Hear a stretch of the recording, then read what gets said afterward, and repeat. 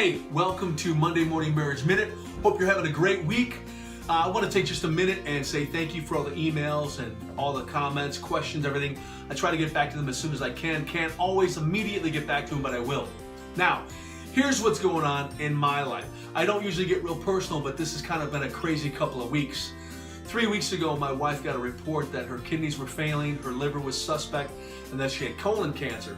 Now, my history is the last 8 years, I've gone through colon cancer, then it spread throughout my lymph system, then I had liver cancer, and then a brain tumor. So the last 8 years, I have been pummeled. Our marriage has been pummeled. So when we got this report about my wife, we were kind of taken back, a little, got the wind knocked out of us and feet swept from underneath us and all those cliches. But we went in this last week. On a Thursday, she was going to have a colonoscopy and some more tests. And lucky her, they wanted to do a second colonoscopy on the very next day, Friday. So, that's always a bonus when you get to do 2 colonoscopies in a row. Anyway, on Friday then they came back and they said, we don't know what's going on. Kidneys are fine, liver's fine, no colon cancer. So we were doing the happy dance and got naked and ran around in the backyard with a bottle of cheap wine. Just kidding, but we were really happy. But the stress that caused that to hit our marriage and for us to live through for a few weeks made me think again about just the stress that comes into our marriage, anyone's marriage. But I don't want to talk about the things that cause stress today. I want to challenge you with a different idea, and that is a lot of the stress that is in your marriage isn't between you two. Think about it just for a second.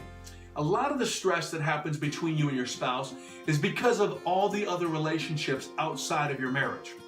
Maybe you have in-laws that want to speak into your marriage. Maybe it's your own parents that want to speak into your marriage.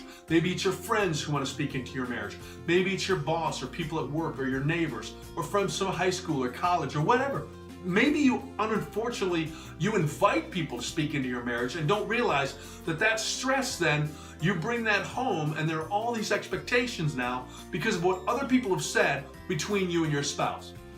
Imagine, if you will, just a minute, if you could hit mute on all the other people outside of your marriage and all the things they said.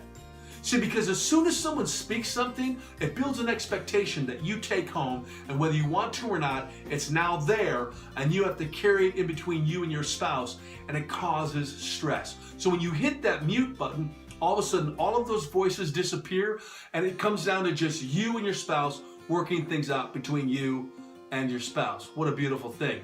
So I wish you could hit mute. You can't, but I do ask you to do this. There might be some relationships that you need to cut out of your life because of what they say and what they do and how it comes into your marriage. It might be that your wife has to cut out some girlfriends, or your husband has to cut out some men friends that speak. It might be you have to cut out maybe even some parents. Hey, there's a fresh idea.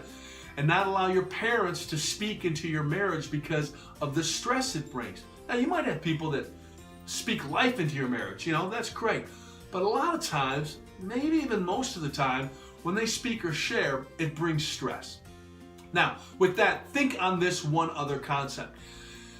The world in which we live in, and I really believe this, I really do, the world in which we live in is set up to work against your marriage, to destroy your marriage. Movies, music, video, friends, all these influences, really, it's like it's all been created in such a way to make you think your marriage isn't good, it's not going to make it, the grass is greener on the other side, I should have married him, I should have married her. All of the influences that just pound us every day are set up to tear down our marriage. I mean, think about it. When was the last time you saw a movie or saw a video or music or a song that glorified how great marriage is and how you should work through marriage? And if they do glorify it, it's usually because they make it sound like it's easy. When was the last time you heard someone glorify struggling through a relationship, through a marriage, and how it became more and more beautiful through the pain and through the work of it? I don't know. There's not a lot out there. So that tells me everything out there is set up to tear down your marriage, to work against you. So have your eyes open, realize that, and know that your marriage is worth the fight. Trust me, after 34 years, it's worth the fight. It gets better and better and better if you're willing to put in the work. So don't carry those stress from other relationships into your marriage. Cut a few of them out. Understand we live in a world that wants to tear apart your marriage, but it's worth fighting for. This is Garth Eckman at oneminutemarriage@gmail.com. Please subscribe to my YouTube channel. Continue to share this. And as always, spend time with your best friend because you're married to him. We'll see you next week.